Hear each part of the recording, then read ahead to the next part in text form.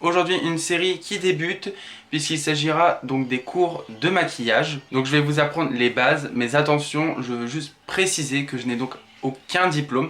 Donc si je ne me trompe, si j'oublie des choses, c'est tout à fait normal puisque je n'ai pas de diplôme et que j'ai appris sur le tas grâce à YouTube, grâce à mon stage chez Sephora.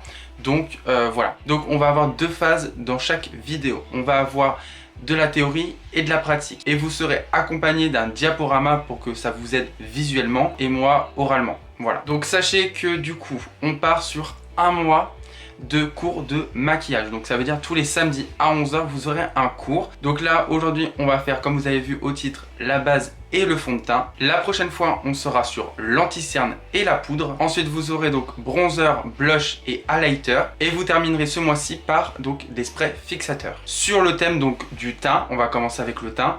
Au mois de juillet, je fais une petite pause. On va reprendre les vidéos habituelles, des tutos make-up, des challenges, etc. Et ensuite, au mois d'août, on reprendra les cours de maquillage, mais cette fois-ci avec les sourcils, les yeux et les lèvres. Donc les objectifs des cours que je vais vous enseigner va vous servir à apprendre à vous maquiller et savoir les différents produits qui vous correspondent en fonction de votre type de peau. Donc on est parti pour le premier cours de maquillage.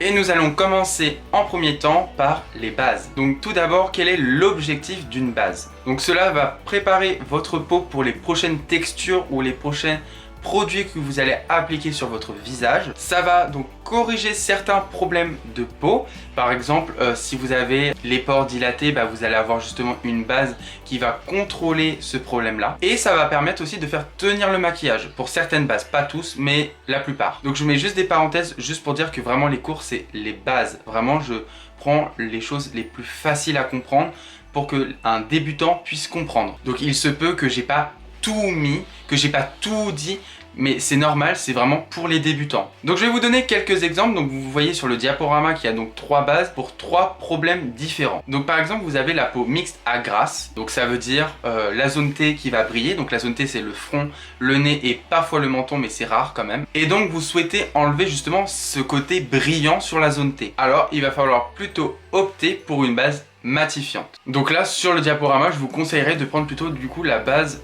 matifiante donc de chez Benefit. Ensuite vous avez plutôt la peau sèche, donc vous êtes en manque d'hydratation et vous avez la peau qui est asséchée. Donc il va falloir opter plus pour une base hydratante comme celle donc de chez Benefit, comme vous le voyez sur le diaporama. Ou alors vous avez déjà une base matifiante, une base hydratante, mais vous avez vraiment les pores, donc les petits trous qui se trouvent juste ici, hyper dilatés. Donc vous souhaitez les diminuer, les camoufler et donc diminuer les trous des pores. Alors il va falloir prendre une base floutante comme vous le voyez sur le diaporama. Ces 3 bases que je viens de vous présenter, elle va donc flouter, matifier ou hydrater, mais elle va aussi avoir le pouvoir de fixer le maquillage. À présent on va passer donc à la pratique. Et donc je vais prendre ce produit donc de chez The Ordinary. Et donc on applique sur tout le visage, voilà, on n'oublie aucune zone. On insiste bien sur la zone où il y a justement les pores. Bien évidemment, on évite d'en mettre trop parce que ça va boulocher. Et après, ça va être très emmerdant pour vous si ça bouloche. Et on applique la base avec les mains, qui sont bien évidemment lavées juste avant. Puisqu'on ne se touche pas le visage, les mains sales, parce que ça vous met plein de bactéries après sur le visage et après c'est pour ça que vous avez plein de boutons. Donc petit 2, on va passer au fond de teint. Donc là ça va être un peu plus complexe que les bases. Et il va avoir pour objectif donc de camoufler les imperfections de la peau bien évidemment. Ça va permettre d'unifier le teint. Donc on va avoir 3 catégories de fond de teint qui va permettre en fait de répondre aux besoins du client en fonction de son type de peau. Donc on va avoir les fonds de teint matifiants qui va être plus pour les peaux mixtes à grasse, les fonds de teint hydratants pour les peaux sèches et il y a des fonds de teint qui s'adaptent à tout type de peau. Ensuite, il va falloir savoir la couvrance que vous souhaitez. Donc vous allez avoir donc de la couvrance modulable. Alors qu'est-ce que c'est la couvrance modulable? C'est tout simplement vous qui allez doser la quantité que vous souhaitez sur votre visage en fonction de la couvrance que vous souhaitez. Par exemple, si vous souhaitez une couvrance légère, vous allez mettre un peu de produit. Alors que si vous souhaitez un peu plus de couvrance, vous en mettez un peu plus. Ensuite, on va avoir une couvrance légère, une couvrance moyenne et une haute couvrance. Alors dans cette vidéo, je ne vais pas vous présenter tous les fonds de teint que je vous propose en fonction de votre type de peau. Vous allez voir par rapport au diaporama, mais je vais vous donner quelques exemples. Donc vous avez la peau grasse et vous souhaitez une couvrance moyenne. Donc je vous propose le fond de teint Airbrush Flawless donc de chez Charlotte Tilbury. Donc celui-là, donc celui que j'ai en possession aussi. Ensuite vous avez la peau sèche et vous souhaitez une couvrance plutôt légère. Alors je vais vous proposer donc un fini plutôt hydratant et donc le fond de teint donc de chez Sephora. Et si vous avez la peau mixte et que vous savez pas trop la couvrance que vous souhaitez, et donc je vous propose le fond de teint Best Skin Ever donc de chez Sephora qui va avoir justement une couvrance modulable comme je vous le parlais tout à l'heure. Et justement si vous ne savez pas votre couvrance que vous souhaitez, et bien là vous allez pouvoir tester et savoir la couvrance que vous souhaitiez. Ensuite quand vous avez déterminé donc votre type de peau avec donc la couvrance et le fini, il va falloir donc choisir correctement la teinte de votre fond de teint. Donc les fonds de teint doivent matcher non pas avec le visage mais avec le cou.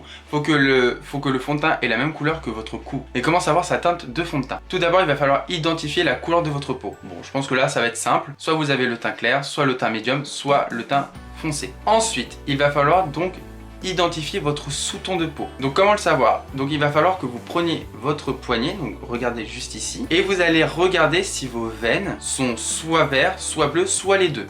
Si c'est vert, c'est que vous avez un sous-ton doré. Si vous avez les veines bleues, vous avez un sous-ton rosé. Et si vous avez les deux, vous avez un sous-ton neutre. Sinon, si vous n'y arrivez vraiment pas, vous demandez en magasin à un conseiller ou une conseillère, ils vous aideront très bien. On va passer donc à l'application. Je vais prendre donc le Airbrush Flawless donc de chez Charlotte Tilbury qui a donc une couvrance moyenne avec un fini mat. Donc les outils à utiliser, vous pouvez soit utiliser un pinceau, mais bon moi je suis pas trop adepte des pinceaux, je sais pas ce que je préfère, ou alors une éponge, donc un Beauty Blender, ça c'est ce que je préfère. Donc toujours humidifier son éponge avant de l'utiliser. Et on va prendre le côté rond. Et je viens en appliquer sur mon visage. Alors, donc on en applique partout sans oublier aucune zone. Et on vient tapoter. Surtout on n'étire pas la matière comme ceci. Vraiment on tapote, on prend bien son temps. Imaginons que vous avez un fond de teint trop clair ou trop foncé. N'hésitez pas à descendre le fond de teint sur votre cou. Moi personnellement je ne vais pas le faire parce que c'est la bonne teinte. Et bien évidemment vous en mettez sur les paupières. Si vous ne faites pas de make-up, enfin des yeux quoi. Donc voilà, à présent vous en sachez un peu plus sur les bases et les fonds de teint. Mais si vous avez des questions, n'hésitez pas à laisser un commentaire, j'y répondrai avec plaisir. Bref, abonnez-vous et likez cette vidéo si elle vous a plu. Et sur ce, on se retrouve la semaine prochaine pour une prochaine vidéo.